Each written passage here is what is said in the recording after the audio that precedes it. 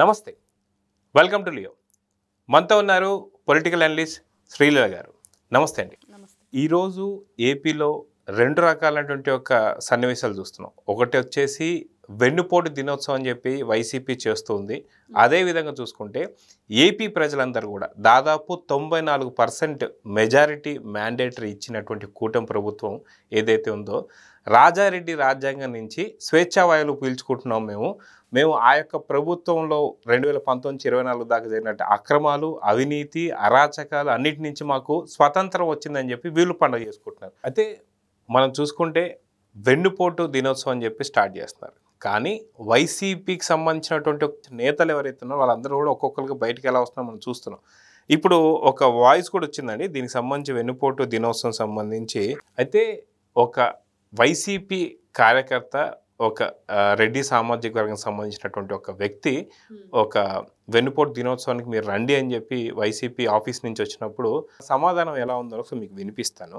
Hello hello sir, నమస్కారం sir. YSR Congress party office నుంచి. చెప్పండి సార్. సార్, మరి రేపు మనం ఈ సంవత్సరం పాలన మీద వెన్నుపోటు దినం అనే కార్యక్రమం చేస్తున్నాం. ఉదయం 9 గంటలకు మన ఆఫీస్ దగ్గర కార్యక్రమం. సార్ వస్తారు, తప్పకుండా రండి. సార్ నేను నెంబర్ తీసేయమని మీకు ఎలక్షన్ ముందే చెప్పాను సార్. నన్ను పొడిచారు బాగా మా రెడ్లందరూ కలిసి. తీసేయండి. నేను అలా కాదు, మా రెడ్లే నన్ను పొడిచారు సార్. ఓకే ఓకే, అట్లా కొంచెం ఆ నెంబర్ తీసేయండి సార్. అట్లాగే. సో విన్నారు కదా.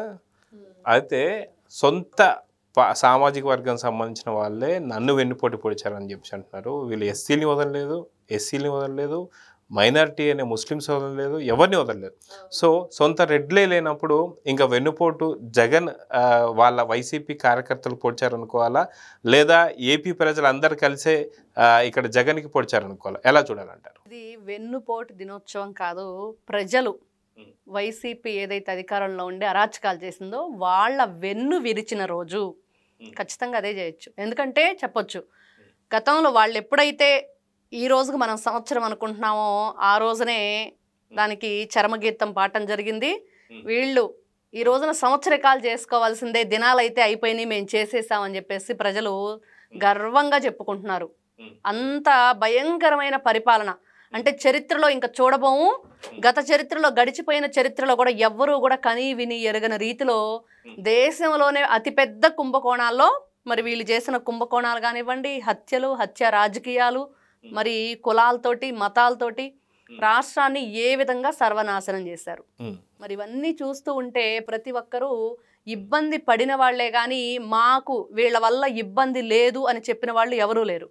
ప్రతి ఒక్కరు కూడా ఈ రోజును చూస్తూ ఉంటే కూటమి ప్రభుత్వం అధికారంలోకి రాబోయే ముందు మరి ఏం జరిగింది, ఏం మాట్లాడారంటే మనం చూస్తూ ఉంటే ఒక్కొక్కరు స్లోగన్ ఏ విధంగా ఇచ్చారు అంటే సైకో పోవాలి, సైకిల్ రావాలి అని. మరి ఎందుకు సైకో అన్నారు, అసలు ఆ సైకో వెనక కథ ఏంటి అంటే ఈ రోజును చూస్తున్నాం. మరి పార్టీ గుర్తు కూడా మారుస్తున్నారా వీళ్ళు? అంటే గొడ్డలి ఒక చేత్తో పట్టుకొని, మరి పార్టీ వాళ్ళది ఏదైతే జెండా ఒక చేత్తో పట్టుకొని వీళ్ళు ఏ విధంగా వీరంగం చేస్తున్నారు, ఏ విధంగా డ్యాన్సులు వేస్తున్నారు. మరి ఫ్యాన్ గుర్తు కాదు, మా గొడ్డలి గుర్తు అయితే కరెక్ట్గా ఉండిద్ది అని చెప్పేసి జగన్మోహన్ రెడ్డి 2.0 అంటే ఫ్యాన్ గుర్తు తీసేసి గొడ్డలి గుర్తు పెట్టుకుంటున్నాం మా పార్టీకి అని చెప్పకనే చెప్తున్నారు. అంటే అతను చెప్తున్నాడు, సినిమా చూపిస్తాం, మీ అంతు చూస్తాం, మీ సంగతి తేలుస్తాం, ఎక్కడున్నా కూడా పట్టకొచ్చి గొడ్డలతో నరుగుతాం అన్నట్లే మాట్లాడుతున్నాడు జగన్మోహన్ రెడ్డి. అంటే మీ పరిపాలన ఇంతే ఉంటుంది, మీరు ఇలానే మాట్లాడతారు, ఇలా చేశారు కాబట్టి ఈ రోజున ఏం జరిగిందో మనం చూసాం. మళ్ళీ అదే పని చేస్తామంటే రాణిస్తారంటే లేదు, ఆల్రెడీ పార్టీకి మేము సమాధి కట్టేసాం, ఆల్రెడీ దినాలు చేసేసాం, మీరు ఇంకా 30 సంవత్సరాలు సంవత్సరికాలు చేసుకోవాల్సిందే మీ పార్టీకి అని ప్రజలైతే మంచి తీర్పు ఒకటి ఇచ్చారు. ఆ తీర్పుతో ఏం జరుగుతుందంటే యువతకి ఉద్యోగాలు వస్తున్నాయి, మంచి వాళ్ళకు ఒక భవిష్యత్తుకి భరోసా ఏర్పడుతుంది. పిల్లలకి మధ్యాహ్న భోజన పథకాలు, 5 రూపాయలకి అన్నా క్యాంటీను. మరి రాష్ట్రానికి రాజధాని లేని రాష్ట్రంగా ఉంటే రాజధాని ఇప్పుడు ఏర్పడుతుంది. పోలవరం రైతులకు ఏ విధంగా వాటర్ లేకుండా ఇబ్బంది పడుతున్నారో ఇంకా వాళ్ళు ఎన్ని పంటలు కావాలంటే అన్ని పంటలు పండించుకోవచ్చు, సంవత్సరం అంతా కూడా వాటర్ ఉంటుంది. అంటే ఎక్కడైనా సరే సముద్రంలో కలిసే నీళ్ళని ఏ విధంగా వీళ్ళు స్టోర్ చేసేసి గతంలో కూడా చూసాం. అంటే అసలు ఇంకుడు గుంతలను తెచ్చిందే నారా చంద్రబాబు నాయుడు గారు.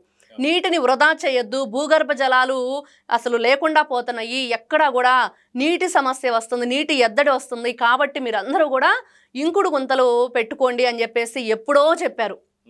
ఈ రోజున అన్ని రాష్ట్రాల్లో దేశవ్యాప్తంగా కూడా దాని గురించి చెప్పుకోవటం, లేకపోతే గ్రీనరీ ఉండాలని చెప్పుకోవటం, బాబు గారు ఎప్పుడో పచ్చదనం పరిశుభ్రతని, మొక్కలు నాటండి అని, జన్మభూమి అని ఎన్నో కార్యక్రమాలు తెచ్చారు.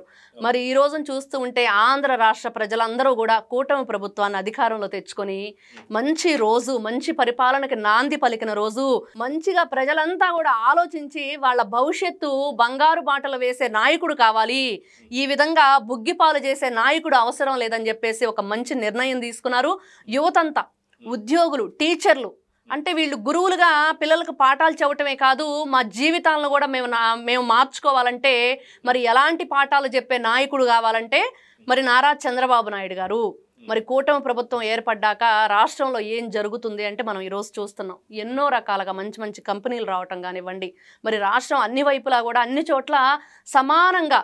ఇప్పుడు జగన్మోహన్ రెడ్డి గారు చెప్పబోయేది ఏంటంటే, నేను 3 రాజధానులు కట్టి మరి అన్ని చోట్ల కూడా డెవలప్ చేద్దాం అనుకుంటున్నాము, కానీ రాష్ట్రంలో ఉన్న అన్ని జిల్లాల్లో కొల్లగొట్టి అమరావతికే పెడుతున్నాడు చంద్రబాబు నాయుడు అని చెప్పేసి ఒక అభూత కల్పన ప్రజల్లో, అంటే ప్రాంతీయ విభేదాలు తీసుకురావడానికి చూస్తున్నారు. ఈ రోజున చూస్తే కియా ఎక్కడుంది? అనంతపురం. మరి అదేవిధంగా రాష్ట్రంలో అన్ని చోట్ల కూడా అన్ని రకాల రంగాలు రావాలి, మరి వాళ్ళ మీద ఒక బాధ్యత అంటూ ఉంటే అక్కడున్న ప్రభుత్వ నాయకులు కానివ్వండి, లేకపోతే ఆఫీసర్లు కానివ్వండి, అందరూ కూడా ఒక బాధ్యత ఉండాలి, అక్కడ కూడా అభివృద్ధి జరగాలి, యువకులంతా కూడా మంచి మంచి ఉద్యోగ కల్పన కల్పించాలి అని చెప్పేసి ఆలోచన వైపు పరుగులు పెట్టడం.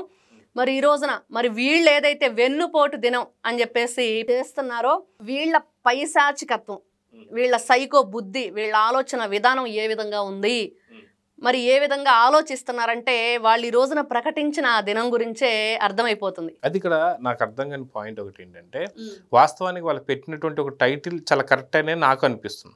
ఎందుకంటే వెన్నుపోటు దినోత్సవం అని చెప్పి పెట్టుకున్నటువంటి ఒక వాళ్ళు ఇది ఎవరిని ఉద్దేశించి అంటున్నారు అనేది చాలా క్లారిటీ చెప్పాల. అంటే ప్రజలు తమకి వెన్నుపోటు పొడిచారని చెప్పేసి అనుకుంటున్నారా, లేకపోతే ఏ విధంగా చూడాలి దీన్ని? వెన్నుపోటు దినోత్సవం అంటే ఎవరికి వెన్నుపోటు పొడిచారనేసి అనుకుంటున్నారు మీరు? ప్రజలే ఈ నిర్ణయం తీసుకున్నారు. జగన్మోహన్ రెడ్డి గారు లాస్ట్ ఇయర్ ఇదే రోజున మరి ఏదైతే ఎలక్షన్ రిజల్ట్ రాగానే బయటకు వచ్చి మాట్లాడింది ఏంటంటే, ప్రజలకి నేను బటన్ నొక్కి వేసిన సంక్షేమ పథకాలు ఏవైతే అవన్నీ ఏమైపోయినాయి, అవ్వలు, తాతలు, అక్కలు, చెల్లెమ్మలు ఏం చేశారు, ఈ విధంగా ఇంత తగ్గించి ఓట్లేసి మమ్మల్ని ఈ విధంగా పక్కన కూర్చోబెట్టారని చెప్పి అడిగారు. మరి ఈ రోజున వాళ్ళకే ఇది ప్రజలనే ఇతను వెన్నుపోటు పొడిచారు అని అంటున్నాడు. కానీ ఈ రోజున ప్రజలు అంటున్నారు, మమ్మల్ని సర్వనాశనం చేసావు, వెన్నుపోటు అయితే పర్లేదు, ఏదో విధంగా కోలుకోవచ్చు, నిజంగా మమ్మల్ని చాలా ఇబ్బందులు గురి చేశావు, మరి సొంత చెల్లెల్ని, కన్న తల్లిని, బాబాయిని చంపేసి బాబాయ్ కూతురు ఈ రోజున ఏ విధంగా కోర్టులు చుట్టూ తిరుగుతుంది, ఇన్ని విధాలుగా ఉన్న మీరు మమ్మల్ని వెన్నుపోటు పొడిచారని చెప్పి ప్రజలను అంటాం సిగ్గుచేటు, సిగ్గు లేకుండా మాట్లాడుతున్నారు. నిజంగా మీ వెన్ను విరిచాం మేము, ఇకనైనా మీరు నార్మల్ అయ్యి కొంచెం మంచిగా మంచి ఆలోచనతోటి మంచి బుద్ధులతోటి ఉండండి, సైకో బుద్ధులు మానేయండి అంటే, లేదు మేము మానం, మేము సైకోలుగానే ఉంటాం, ఇలాంటి పనులే చేస్తాం. ఇట్లాంటి నిన్న చూస్తే గంజాయి బ్యాచ్ని ఏ విధంగా పరామర్శకు వెళ్ళాడు. మరి ఎక్కడికి వెళ్ళాడు, ఎందుకు వెళ్ళాడంటే వాళ్ళు ఏమైనా స్వాతంత్ర సమరయోధుల, రాష్ట్రానికి ఏమైనా మంచి చేశారా, ఏదైనా నిరాహార దీక్షలు చేశారా, ఉద్యోగ కల్పనలు ఏమైనా అడిగారా, ఇంకేమన్నా అడిగారంటే ఏదీ లేదు. ఆఖరికి నిన్న ఎవరైతే జాన్ విక్టర్ ని కలుస్తానికి వెళ్తే అక్కడ జాన్ విక్టర్ లేడు. అవును, ఎవరు లేరు, వాళ్ళ కుటుంబ సభ్యులు పెట్టుకొని ఏదో మాట్లాడి అయిపోయింది. అయితే వాస్తవానికి చెప్పుకోవాలంటే నిజంగా దాదాపు జూన్ 4వ తారీఖున 2024 ఏం జరిగింది అంటే, కరెక్ట్గా ఏదైతే కౌంటింగ్ సెంటర్స్లో ఉన్నటువంటి ఒక వైసీపీ నేతలందరూ కూడా ఒక్కొక్కరు 10 నిమిషాలకు ఒక్కొక్కరు బయటికి వెళ్ళిపోవడం చూసాం. మన కొడాలి నాని వల్లభనేని వంశీ ఎలా వెళ్ళిపోయారు, ఇలానే ప్రతి ఒక్కరు కూడా వాళ్ళ కౌంటింగ్ సెంటర్స్ నుంచి ఎట్లా వెళ్ళిపోయారో చూసుకున్నాం. అయితే దీని తర్వాత అంటే కౌంటింగ్ సెంటర్స్లో కూడా ఏదో ఒక రకమైనటువంటి ఒక మతర లేపాలి అని చెప్పేసి అనుకున్నారు, కానీ అది కాస్త దాదాపు 160 సీట్లు అనేసరికి వాళ్ళు భయపడిపోయి బయటికి రావడం మనం చూసాం. అయితే కనీసం సంవత్సరం అయిపోయింది కాబట్టి జగన్లో ఏమైనా మార్పులు మనం చూసామా? అది కాక గతంలో ఓన్లీ చెల్లిపైన మాత్రమే తను ప్రేమ అనురాగాలు చనిపోయి అన్నాడు, ఇప్పుడు తల్లిపైన చనిపోయిందని చెప్పేసి అన్నాడు. అది కాక వైసీపీలో ఉండేటువంటి ఒక అధినేతలు ఎవరైతే ఉన్నారో వాళ్ళందరూ కూడా బయటకు వచ్చారు. అదే కాకుండా జగన్కి బంధువులైనటువంటి ఒక బాలినేని శ్రీనివాస్ లాంటి వాళ్ళు బయటకు వచ్చేసారు. విజయసాయి రెడ్డి లాంటి వాళ్ళు వెళ్ళిపోయారు, పక్క వెళ్ళిపోయారు, ప్రేమ చచ్చిపోయింది అన్నారు, మనసులో స్థానం లేదని చెప్పేసి అన్నారు. ఇలా ప్రతి ఒక్కరు వెళ్ళిపోతూ అది కాక చేసినటువంటి స్కామ్లు ఒక్కొక్కటి బయటకు వస్తుంటాయి. అయితే 2026 జూన్ 4వ తారీఖు కల్లా ఏం జరగబోతుంది? నిజంగా పార్టీ ఉంటుందా, ఊడిపోబోతుందా అంటే ఏం చెప్తారు? మీరు అడిగినట్టుగా ఫస్ట్ అసలు జగన్మోహన్ రెడ్డి మారాడా అంటే మారాడు. ఏ విధంగా మారాడు అంటే 2.0గా మారాడు. గాంజా మామ. గాంజామామ నిజంగా అదే చెప్పుకోవాలి. అంటే ఒక వికృత రూపం, ఇంకా ఒక ప్రేతాత్మ ఇంకా బలం చేకూరితే ఎలా తయారైద్ది, మరి ప్రజలను ఏ విధంగా వేధించిద్దని చెప్పేసి మనం రకరకాల సినిమాల్లో గ్రాఫిక్స్లో చూస్తూ ఉంటాం. అంటే పగబట్టిన ఒక ప్రేతాత్మ ఎలా ఉండిద్ది అని. మరి అలానే ప్రవర్తిస్తున్నాడు జగన్మోహన్ రెడ్డి. సొంత చెల్లిని, తల్లిని, మరి అదేవిధంగా ప్రజలు తనని గెలిపించలేదని, గతంలో తల్లిని గెలిపించలేదని వైజాగ్ ప్రజల మీద పగబట్టాడు, వైజాగ్ ప్రాంతం మీద పగబట్టాడు. ఈ రోజున చూస్తుంటే వీళ్ళు ఏదైతే కొండని గుండు చేసి తన ప్యాలెస్ కట్టాడో అక్కడ, మరి ఆ కొండ మీద ఆ ఎర్రమట్టి అంతా కూడా వర్షం పడ్డప్పుడు ఏర్లై పారి ఏ విధంగా రోడ్ల మీదకి వస్తూ ఇంకా కూడా వాళ్ళ పైశాచికత్వానికి నిరూపించుకోవడానికి అక్కడ కనిపిస్తూ ఉంది. అంటే ఎంత ఘోరంగా ఉంది, ఎంత ఘోరంగా ఉంది వీళ్ళు చేసిన పనులు. అంటే ఎవరి మీదైనా సరే జగన్మోహన్ రెడ్డి సొంత ఎంపీని ఆయన పుట్టినరోజు రోజున అక్రమంగా అరెస్ట్ చేయించి అతని ప్రాణాలతో లేకుండా చేద్దామని చెప్పేసి ఎంత పగబూనారు వీళ్ళు. అతను కొడుతుంటే వీడియో కాల్లో చూడటం ఎక్కడైనా ఉండిద్ది అసలు ఇంత పైశాచికత్వం, ఇంత రాక్షసానందం, ఇంత వికృత చేష్టలు. అంటే ప్రజలందరూ కూడా అసలు నమ్మలేని నిజాలు అన్నట్లుగా ఉన్నాయి జగన్మోహన్ రెడ్డి చేసిన. ఈ రోజేమో అసలు ఏమి ఎరగరో, మేము అమూల్ బేబీల కంటే కూడా అమాయకులం అని చెప్పి చెప్పుకోవటం. మరి ఈయన చెప్తాడు ఆయన నా తమ్ముడు అమాయకుడు, అసలు అవినాష్ రెడ్డి అమాయకుడు, అమూల్ బేబీ కన్నా కూడా ఇంకా ఇదే అని చెప్పేసి చెప్తుంటాడు. ఆయన చెప్తాడు మా అన్నయ్యకి అసలు ఏమీ తెలియదని. వీళ్ళంతా కూడా ఈ రోజున నిజంగా వాళ్ళలో మార్పు వచ్చిందంటే ఏ విధమైన మార్పు వచ్చిందంటే గతంలో కన్నా కూడా ఈ రోజున ఇంకా పగబట్టారు ఆంధ్రప్రదేశ్ ప్రజల మీద. మమ్మల్ని ఓడించారు కాబట్టి ఎలాగైనా సరే భయభ్రాంతులు గురి చేసైనా, ఎంతమందినైనా చంపేసైనా మరి గొడ్డలి గుర్తుగా మార్చేస్తానంటున్నారు కాబట్టి మరి ఆ గొడ్డలతోనే అందరినీ, అంటే ఎవరు ఓట్లయిపోతే వాళ్ళ వేళ్ళు నరుకుతాం అన్నట్లు తయారయ్యారు వీళ్ళు. అలాంటి పరిస్థితికి తెచ్చి మీకు సినిమా చూపిస్తాను, క్రైమ్ స్టోరీ రక్త చరిత్ర. మరి అదేవిధంగా మా బాబాయ్ రక్త చరిత్ర చూసే ఉంటారు ఏ విధంగా ఉందో. మరి మేం చేసి నారాసుర రక్త చరిత్ర అని పేపర్లో రాసిన ఘనత మాకే ఉంది. తల్లిని చెల్లిని ఆస్తి కోసం బయటికి పంపించడం ఒక ఘనత. ఇన్ని ఘనకార్యాలు చేసిన వీళ్ళు ప్రజలు ఒక లెక్క. వీళ్ళకి మంచితనం అనేది లేదు, మానవత్వం అనేది లేదు. కాబట్టి మీరంటున్నట్లుగా 2026 పార్టీ ఉండిద్దా అంటే పార్టీ ఉండదు, ఊడిద్ది. అసలు వీళ్ళే ఉండరు. జెండా పట్టే వాళ్ళు ఎవరు, ఆ కట్టే వాళ్ళు ఎవరు, ఈ రోజున ఆ పార్టీ తరపున మాట్లాడి నిలబడే వాళ్ళు ఎవరు? మరి నేను చూస్తే కొడాలి నాని ఏ విధంగా ఉంది, అసలు కళ్ళల్లో భయం, మనిషి ఎక్కడో ఉండిపోయాడు, బయటకు వచ్చి మాట్లాడేది లేదు. ఇంకా అతను జైల్లో ఎలాంటి పరిస్థితులు, వాతావరణానికి అనుకూలంగా మరి ఇంట్లో అట్లాంటివన్నీ కూడా చేస్తున్నాడు అనేది మనకు వినిపిస్తున్న మాటలు.